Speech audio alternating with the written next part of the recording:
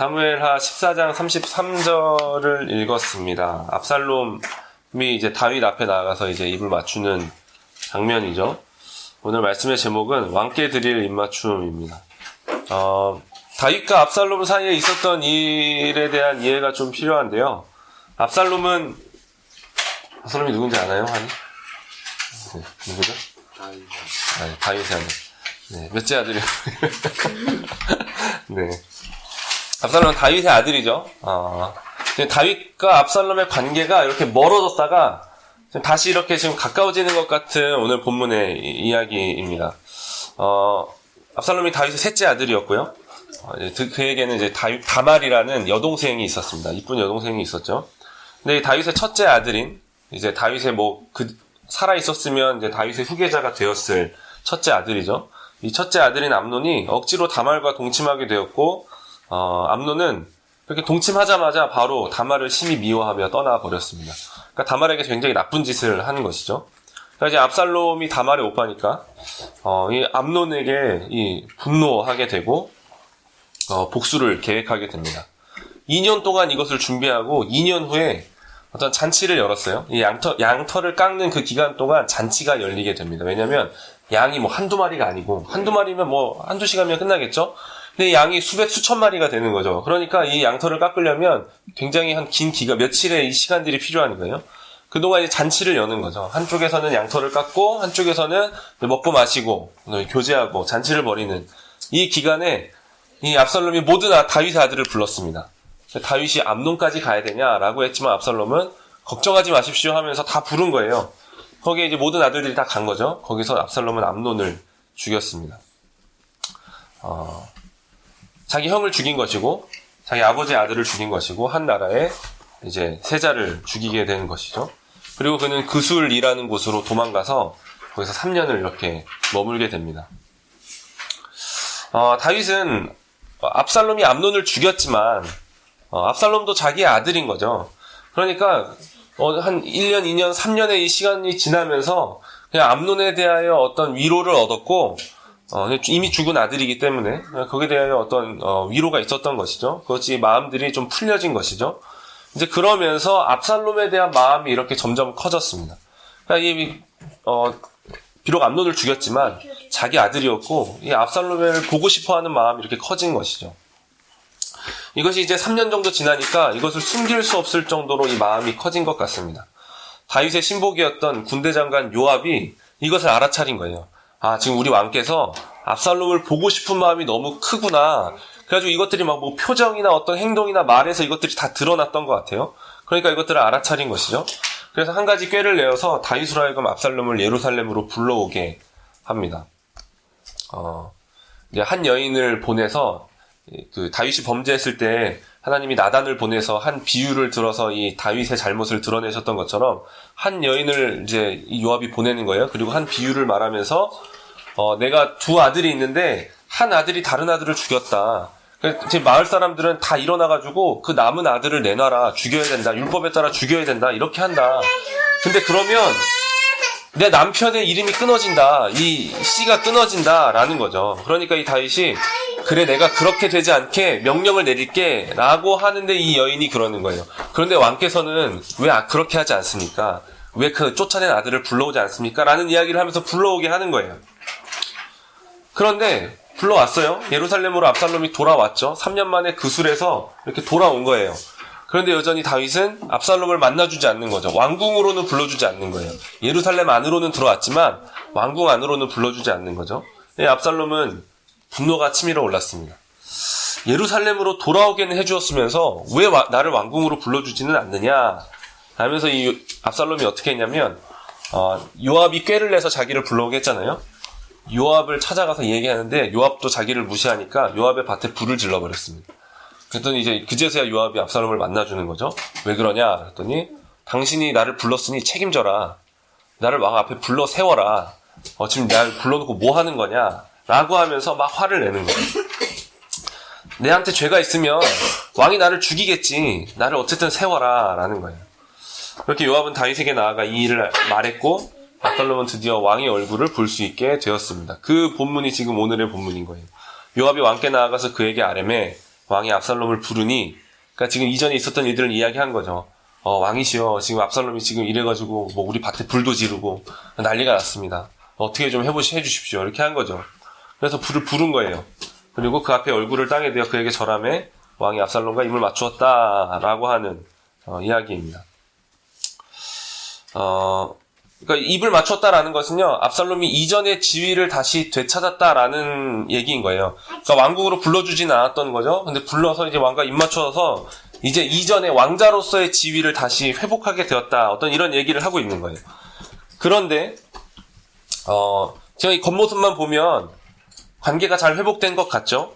그런데 이 15장, 바로 지금 14장이 끝나고 마지막 절인데 다음 장부터 어떤 일이 일어나시는지, 아시죠? 압살롬이 다윗을 향해 반역하게 됩니다. 왕을 찾아오는 사람들을 먼저 만나서 자기하고 이렇게 그 사람에게 이 압살롬이 입맞추고 그 사람의 마음을 훔치는 일들. 그리고 나아가서는 반역을 하게 되는 거죠. 왕을 죽이려고 하는 것이죠. 그러니까 지금 이 압살롬이 다윗과 입맞춤하고 있는 이 입맞춤에 사실 다윗을 향한 마음은 없는 거예요. 없는 거죠. 마음 없이 입맞춤하고 있는 압살롬입니다. 그는 결국 사람들에게 입맞추고 그들의 마음을 도둑질하여 반역하게 되는 것이죠. 그의 마음은 다른 데 있었던 거예요. 뭐냐면 반역을 하려면, 자기가 왕이 되려면 반드시 필요한 한 가지 일이 있어야 됐던 거거든요. 왕자라는 자신의 지위를 회복해야 됐던 것입니다. 그것을 그냥 그것만을 바라고 지금 왕과 입맞춤하고 있다라는 것이죠. 이런 압살롬의 행보는 그냥 압살롬의 죄인됨을 적나라하게 드러내주고 있습니다. 압살롬은 암논을 죽였습니다. 자기 첫째 형 암논을 죽인 것이죠. 물론 암논에게 어떤 잘못이 있었어요. 잘못이 없었던 게 아니에요. 충분히 화가 날 수 있고 어떤 적절한 조치가 암논에게 취해져야 했던 것들은 맞습니다. 하지만 그 어떤 이유를 갖다 붙여도 압살롬이 암논을 죽인 것은 잘못인 거예요. 죄인 것이죠. 암논을 죽인 것을 없던 일로 만들거나 무효로 만들 수 없는 거예요. 무죄로 만들 수가 없는 거죠. 압살롬이 암논은 내 여동생 다말을 범했습니다. 그래도 암논을 죽인 것은 잘못이다 라는 거죠. 암논을 죽일 때 그는 어떤 우발적인 어떤 살인을 행한 것이 아니었습니다. 거짓과 속임수를 2년이나 준비를 했고 잔치의 자리를 열었고 그 어떤 즐거움과 기쁨의 자리에서 한 사람을 죽이게 되는 것이죠. 치밀하게 계획된 살인이라는 점에서 이 살인은 더 죄가 되는 것이죠. 우리 세상에서도 그렇잖아요. 우발적인 살인에 대해서는 어떤 여러 가지 상황들을 참작시켜 주는 것이죠. 근데 치밀하게 계획된 살인에 대해서는 더 가중처벌을 하게 되는 것입니다. 그러니까 지금 이 압살롬은 치밀하게 계획된 살인을 했다라는 점에서 정말 끔찍한 죄를 저지른 것이죠. 아무리 어떤 이유가 있었다 할지라도 그는 사적 복수를 해서는 안 됐습니다. 사실 하나님께서는 사적 복수를 금하고 계세요. 그래서 하나님께서 이 세상 가운데 국가를 허락하시고 나라를 허락하시고 어떤 이 공직자들을 허락하셔서 어떤 개인적으로 복수하는 것이 아니라 어떤 이 나라 안에서 이 법이 작동하여서 어떤 이 죄인에게 죄에 합당한 형벌을 부과하는 어떤 이것들을 허락해 주신 것이죠. 그러니까 이 압살롬은 암논에게 정당한 처벌이 내려지도록 하나님의 율법에 맞게 처리가 되도록 아버지께 말을 해야 했던 것이죠. 아버지, 지금 이렇게 하면 공의롭지 못한 겁니다. 암논을 가만히 내버려 두시면 어떡합니까? 어떤 이런 식의 말들을 해서 그것들이 잘 처리가 되도록 해야 됐던 것이죠. 그런데 그렇게 되는 것 정도로는 이 압살롬의 마음이 시원해질 수 없었던 거예요. 그 정도 벌 받고 끝난다고? 나는 그걸로 만족할 수 없어. 그러니까 이 다윗이 암논에게 그냥 그가 세자이기 때문에 어떤 적절한 조치를 취하지 않았을 수 있어요. 근데 그것에 대해서 압살롬이 한마디도 하지 않아요. 좋은 말이든 나쁜 말이든 그것에 대하여 그냥 침묵합니다. 왜냐하면 그 정도로는 압살롬의 마음이 만족이 되지가 않는 것이죠. 그의 마음은 오직 암논을 죽이는 것으로만 시원해질 수 있었던 것이죠. 그래서 그는 암논을 죽이기로 하는 것입니다.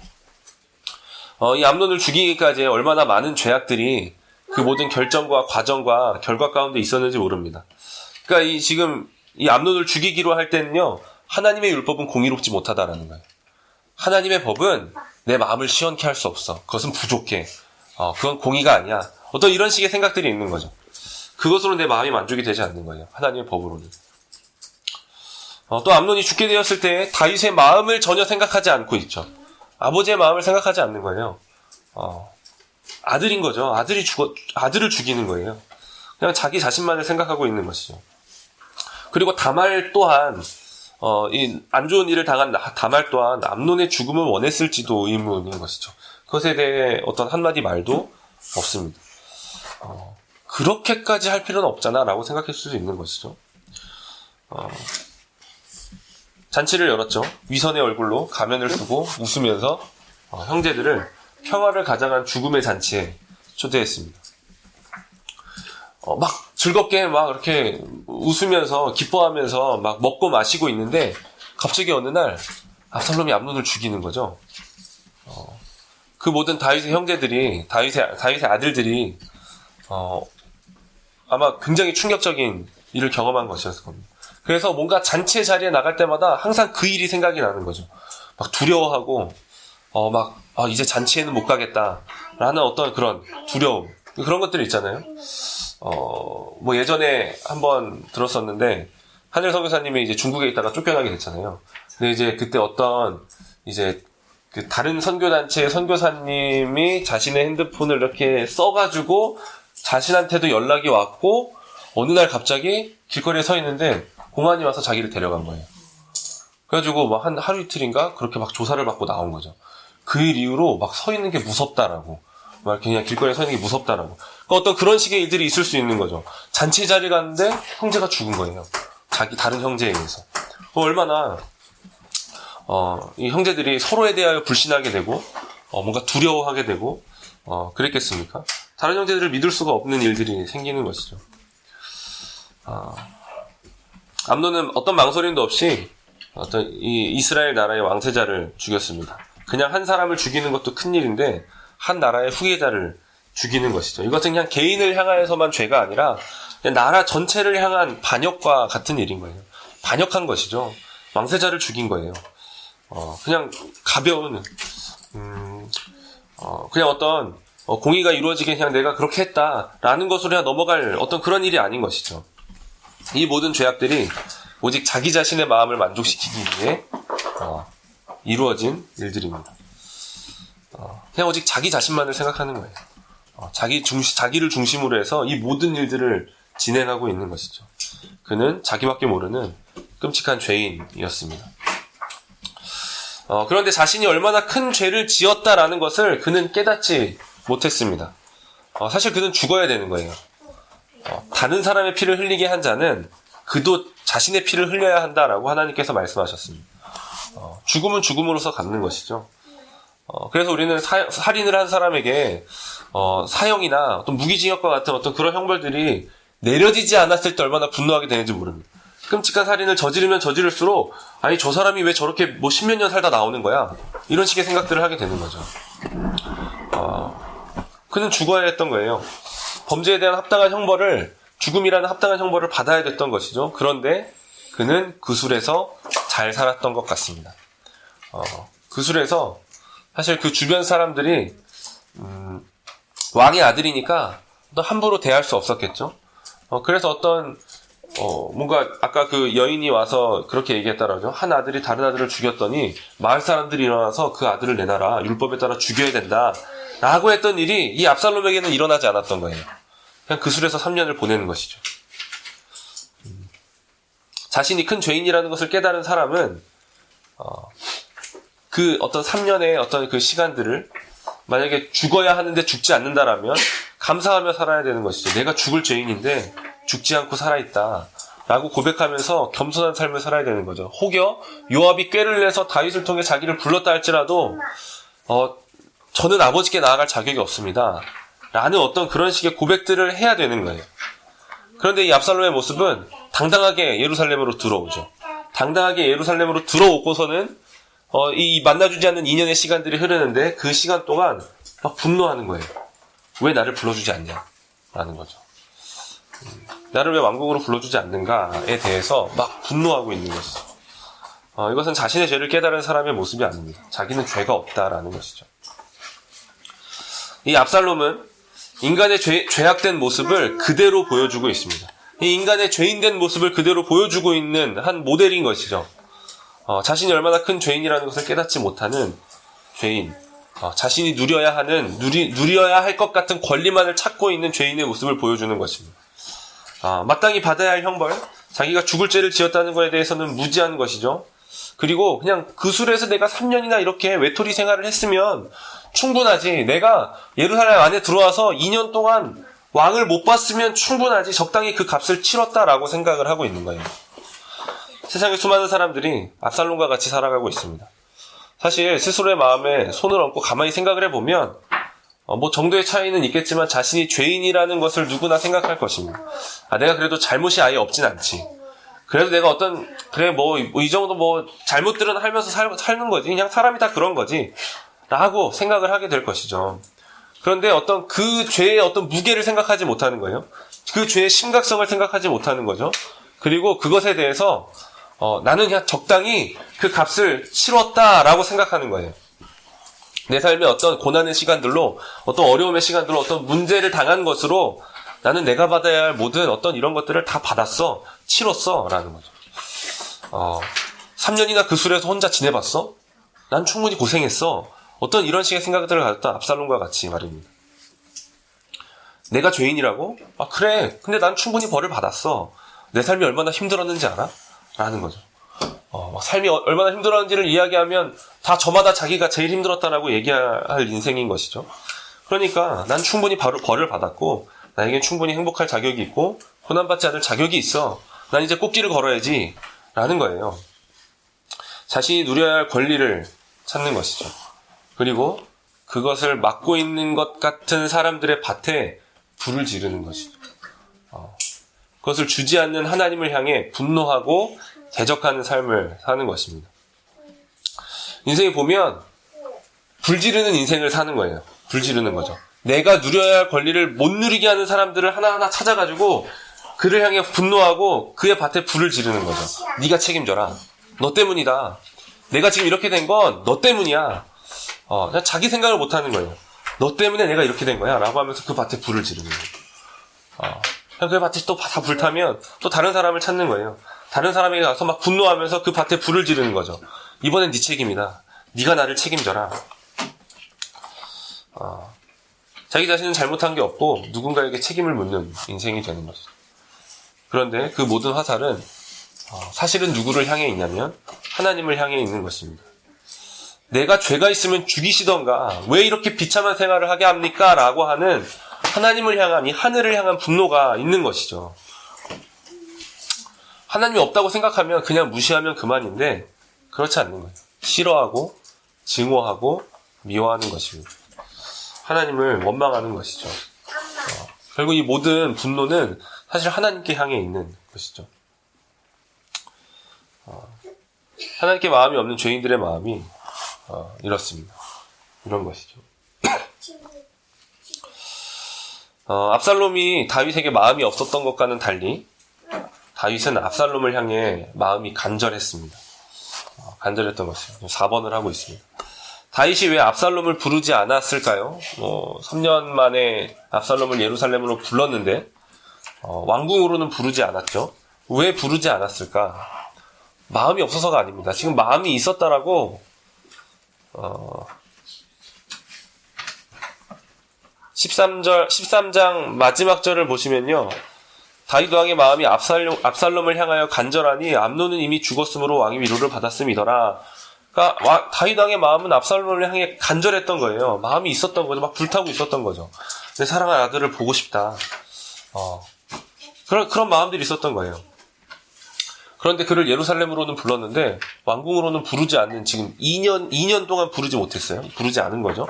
왜 부르지 않았는가? 마음이 없어서가 아니라 오히려 그를 너무나 생각했기 때문인 것이죠. 압살롬을 향한 마음이 너무나 불탔기 때문에 다윗은 압살롬을 왕궁으로 부를 수가 없었던 거예요. 압살롬아, 너의 죄를 깨달아라 라는 거죠. 내 앞에 그냥 나올 수는 없다라는 거예요. 너의 잘못으로 인한 하나님의 진노와 나의 진노는 그냥 적당히 넘길 수 있는 것이 아니다라는 것을 배우기를 원했던 것이죠.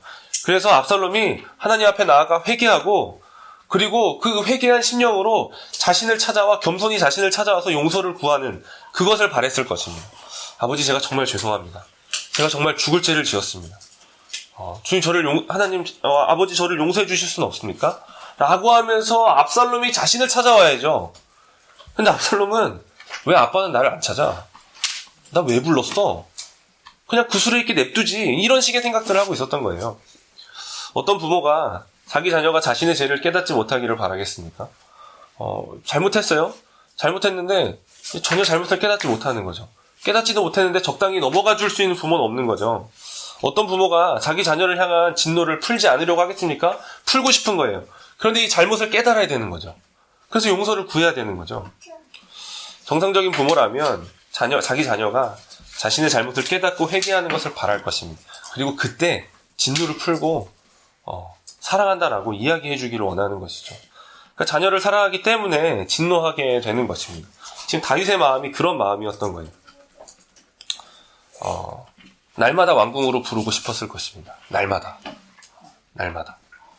그런데 압살롬에게 죄를 깨닫는 모습이 없는 거예요. 없는 거죠. 아마 그술에서 압살롬이 예루살렘으로 돌아올 때 요압을 통해 들었을 것입니다. 물어봤겠죠.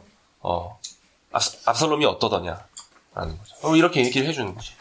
그러냐? 하면서 2년을 기다리는 거예요. 하나님의 진노가 무엇인지 그는 전혀 모르는 것 같았고 자기 자신의 죄를 전혀 깨달은 것 같이 보이지 않는 것이죠. 그냥 충분히 고통받았다라고 생각한다.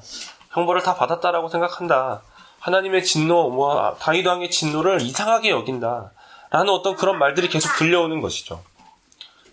마침내 압살롬은 요압의 밭에 불을 질렀습니다.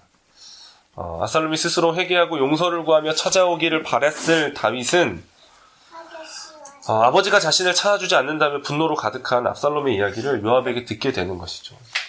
그때 다윗의 심정이 어땠을까요? 너무나 비통했을 것 같습니다.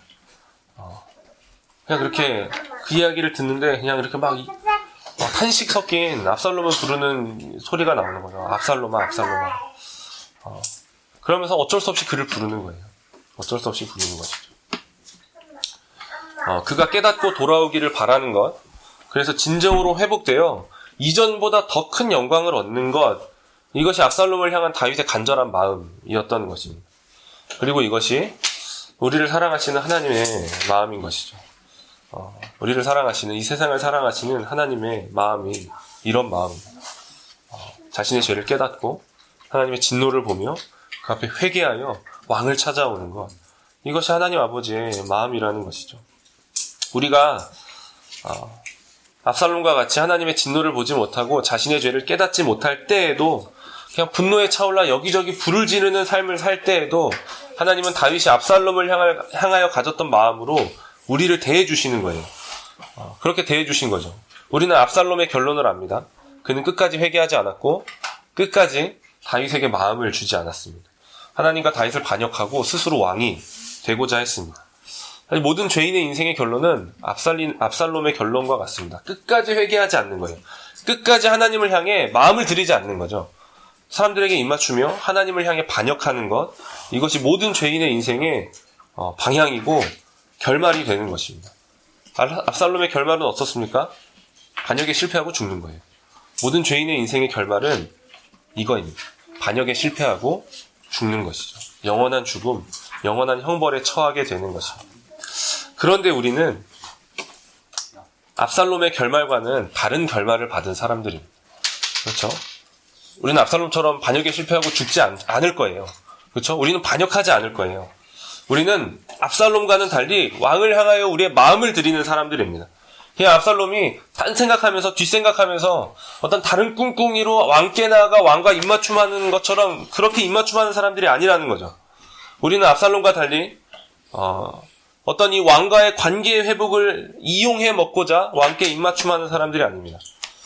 사람의 마음을 훔치려고 어떤 사람들에게 입맞추는 사람들이 아닌 것이죠. 우리는 우리의 전부를 왕께 드리는 사람들이고 마음을 왕께 드리며 입맞춤하는 사람들인 것이죠.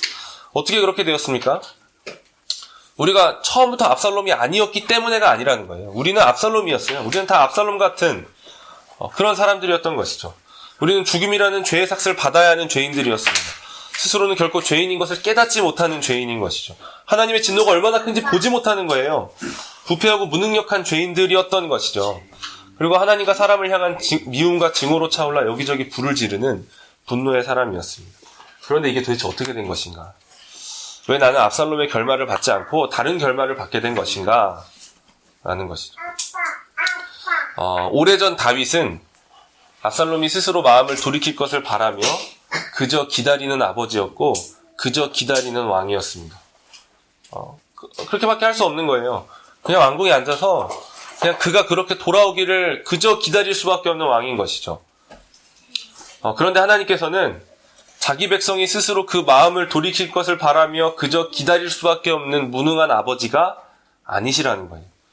하나님께서는 자신의 독생자를 자기 백성의 마음을 돌리게 하시려고 이 땅에 보내셨습니다. 하나님은 자기 아들을 보내시는 거예요. 보내시는 거죠. 가라. 그를 찾아가라. 라고 하면서 보내시는 것이죠. 그렇게 보냄을 받으신 하나님의 아들, 2000년 전 이 땅에 오신 다윗의 자손이신 예수 그리스도는 그저 기다릴 수밖에 없는 왕이 아니신 거예요. 그분은 찾아오시는 분이신 거예요. 그는 찾아오셔서 자기 백성을 만나주시는 분인 것이죠. 그를 만나는 자는 구원을 얻습니다. 그의 이름을 부른 자는 새로운 생명을 얻습니다. 그의 이름을 믿는 자는 하나님과 그가 보내신 자를 아는 것이죠. 회개하고 복음을 믿는 거예요.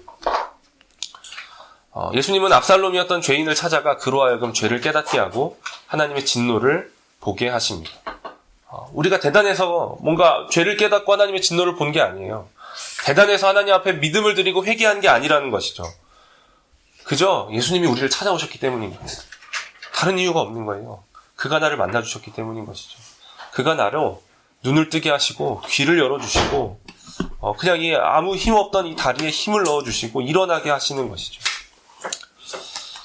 그 앞에 엎드려 회개하게 하시는 것입니다. 그리고 예수님을 믿는 믿음을 우리에게 주시는 것이죠.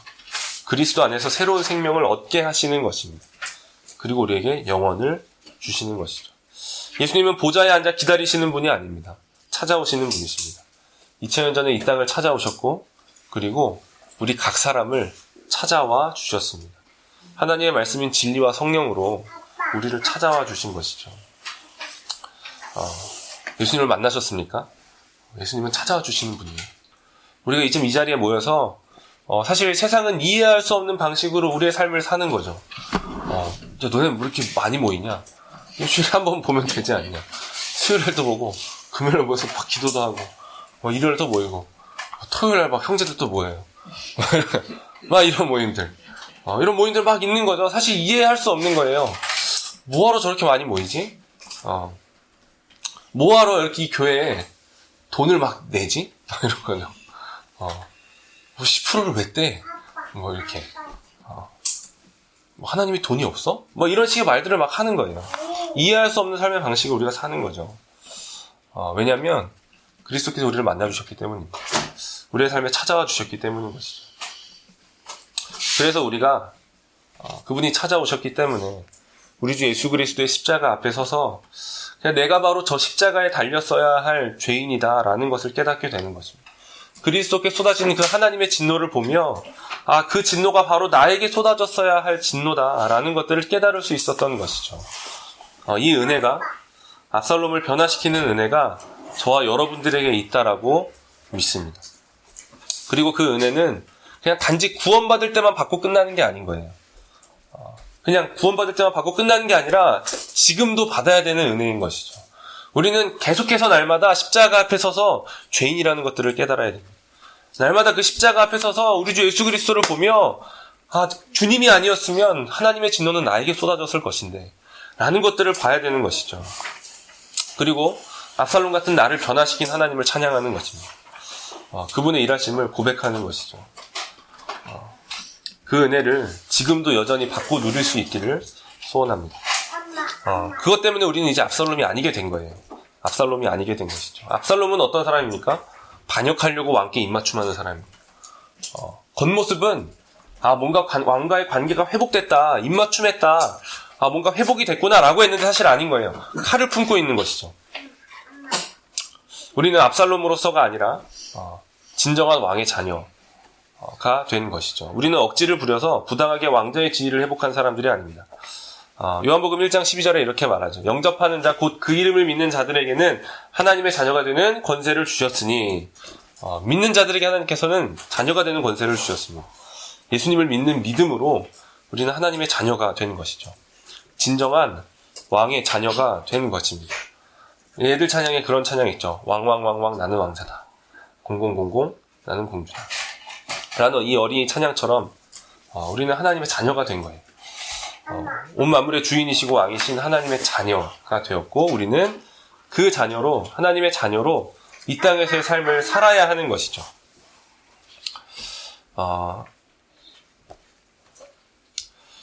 첫 번째는 하나님께 진정으로 입맞추는 삶을 살아야 합니다. 하나님께 진정으로 입맞춤하는 삶을 살아야 되는 거죠. 이건 뭐냐면 하나님께 드려야 할 경외를 드리는 것입니다. 하나님께 드려야 할 마음을 드리는 것이죠. 하나님께 드려야 할 헌신과 순종을 드리는 거예요. 그게 뭡니까? 우리의 전부를 드리는 겁니다. 우리의 전부를 드리는 것이죠. 나는 하나님의 것입니다. 라고 하는 고백을 하는 거예요. 내게 있는 것 중에 하나님께서 주시지 않은 것이 없습니다. 라는 거죠. 나의 이 생명조차도 하나님께서 주셨습니다. 주님, 나의 모든 것을 받아주십시오. 라고 하는 거예요. 우리 믿음의 선배들이 하나님을 향해 그렇게 고백했던 것처럼 유명한 고백이니까 기억해 주셔야 됩니다. 나의 심장을 드리나이다. 즉시 진심으로. 라는 이 고백을 했던 거죠. 나의 전부를 드리겠다라는 고백인 것입니다.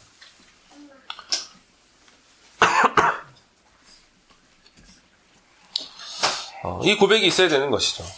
우리는 하나님을 향한 우리의 입맞춤이 뭔가 입맞추는 것 같은 이 어떤 겉으로 드러나는 이 모든 것들이 말씀을 보고 기도하고 같이 모여서 예배하고 또 모임을 갖고 주 안에서 어떤 섬김을 하고 헌신을 하고 순종을 할 때 그 어떤 겉으로 보이는 입맞춤이 그냥 나의 만족과 유익을 위하여 하고 있는 것은 아닌가, 압살롬의 입맞춤이 되고 있지는 않은가라는 것들을 살펴야 되는 거예요. 뒷생각이 있어서 그것들을 하면 안 된다라는 것이죠. 내가 이렇게 하면 내가 11조를 하면 하나님께서 나에게 이렇게 배로 이렇게 해주시지. 이런 식의 이야기를 제가 어렸을 때 얼마나 많이 들었는지 몰라요. 11조를 했더니 하나님이 나에게 승진 막 시켜주시는 거죠. 그래서 내가 2배를 드렸더니 10에 2조를 드린 거예요. 2배를 드렸더니 2배로 돌아오더라. 이런 식의 이야기를 얼마나 많이 들었는지 몰라요. 그냥 모를 때 그냥 들었는데 그게 아니라는 것을 알고 들으니까 막 답답한 거죠. 그러다 안 주면 어떡하려고. 그렇게 안 주면 어떡하려고. 하나님 욕하면서 떠날 건가? 이런 식의 생각이 막 드는 거죠.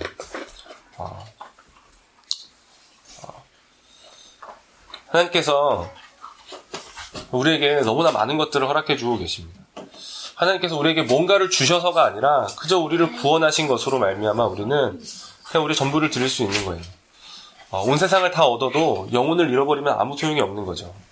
그런데 온 세상을 잃어도 그냥 내 영혼이 건짐을 받았으면 되는 거예요. 왜냐하면 이 땅에서의 삶이 끝이 아니기 때문입니다. 영원한 삶이 기다리고 있기 때문에 그런 것이죠. 영원한 삶에서 내가 어떤 삶을 살 것인가, 하나님의 나라에서 하나님과 사랑하며 살 것인가, 아니면 영원한 지옥에서 그냥 하나님의 진노를 날마다 받으며 살 것인가.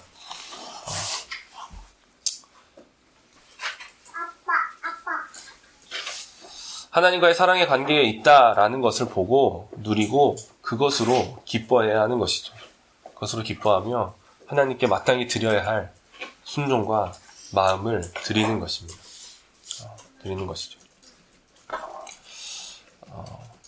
아마 오후의 성경 공부 시간에도 이야기를 할 내용이기도 한데 이것은 다른 사람을 기준으로 해서 내가 어떤 드려야 할 마음과 헌신을 정해서도 안 되는 거예요. 오직 성경에서 말씀하시는 것을 기준으로 하여 드려야 되는 것이죠. 그것은 우리의 전부입니다. 우리의 전부를 드리는 거예요.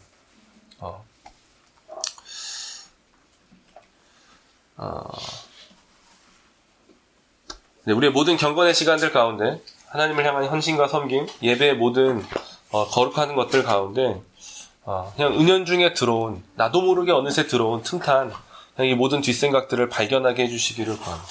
그리고 그것들을 발견할 때마다 끊어내는 것이죠. 이 마음이 아니지. 이 마음으로 나가는 것이 아니지.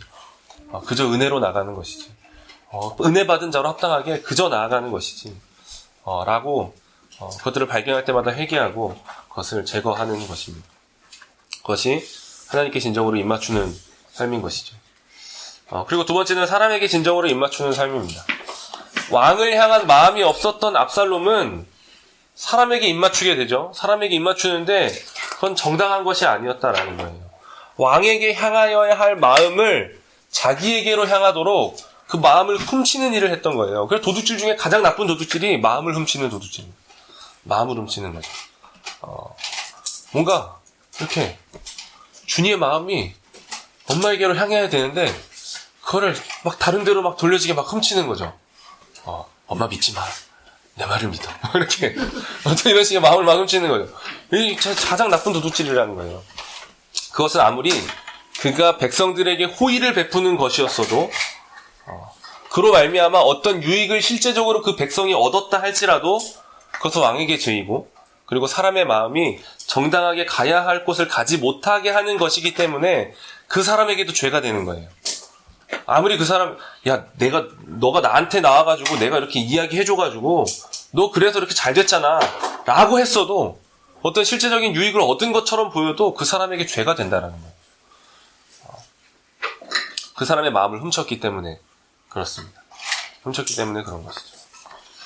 그러므로 하나님께 진정으로 입맞추지 않는 사람은 사람에게도 진정으로 입맞출 수 없는 사람인 거예요. 하나님께 입맞추지 않으면서 마음 없이 입맞추면서 다른 사람에게 마음을 들이는 입맞춤을 할 수 있지 않다라는 거예요. 그런 의미에서 우리는 진정으로 사람에게 입맞출 수 있는 사람들입니다. 하나님께 진정으로 입맞출 수 있는 사람들이야말로 사람에게 진정으로 입맞출 수 있는 사람들인 것이죠. 진정으로 그를 위할 수 있는 사람들이에요.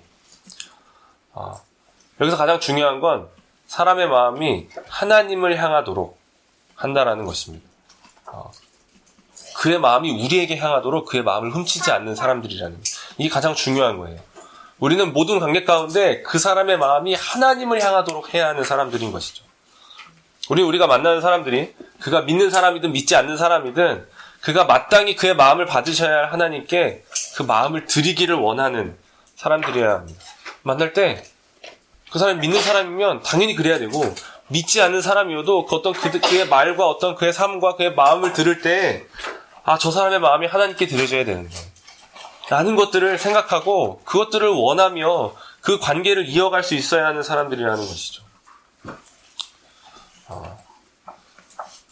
그냥 단지 도둑질하지 않을 뿐만 아니라 그 마음이 마땅히 드려져야 할 분께 드려지기를 원하는 사람들인 것입니다. 이것이 기초가 되어 그냥 이렇게 그냥 모든 만남 가운데 이것이 기초가 되어 있어야 되는 거예요. 그래서 그와 교제할 때, 그와 관계를 쌓고 그의 관계를 유지해 나갈 때, 그럴 때에만 진정으로 그 사람과 그 사람에게 입맞추는 사람들이 되는 것이죠. 진정으로 그들을 위하는 사람들이 되고 진정으로 그들을 사랑하는 사람들이 되는 것입니다. 이게 없으면 그냥 이렇게 사실 진정으로 그들을 위할 수 없게 되는 거예요. 그렇잖아요. 믿지 않는 저희 부모님이 저를 생각해서 이야기할 때 이제 부모님의 생각 안에서 저를 위해서 말을 해주시죠. 근데 사실 그것은 진정으로 저를 위한 게 아닌 거예요. 그냥 그의 말을 따르면 멸망하게 되는 거죠. 전 그렇게 살 수 없습니다. 라고 거절하게 되는 거죠. 그러니까 진정으로 그들을 위하려면 하나님께 진정으로 입맞춤한 내가 그렇게 살아야 하고 또 그렇게 그들의 마음이 하나님께 드려지기를 구하는 것 안에서 그들을 대하고 그들을 위하고 그들을 사랑해야 하는 것이죠. 그렇지 않으면 그것을 못하게 된다라는 것입니다.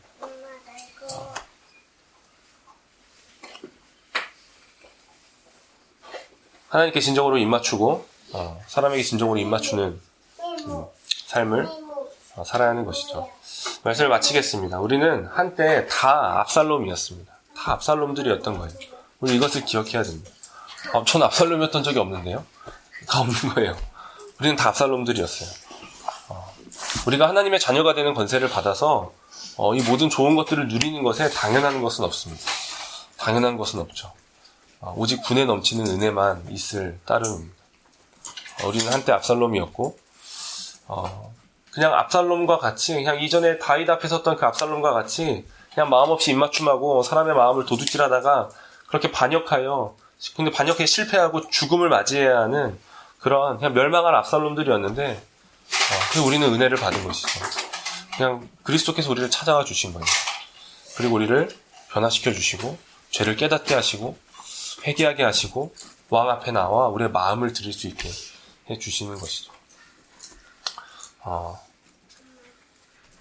이 은혜가 넘쳐서 하나님께 진정으로 우리의 마음을 드리고 진정으로 입맞춤하고 또 우리에게 허락하여 주신 사람들과의 관계 가운데서도 진정으로 입맞춤할 수 있는 우리의 모든 삶이 되기를 소원합니다.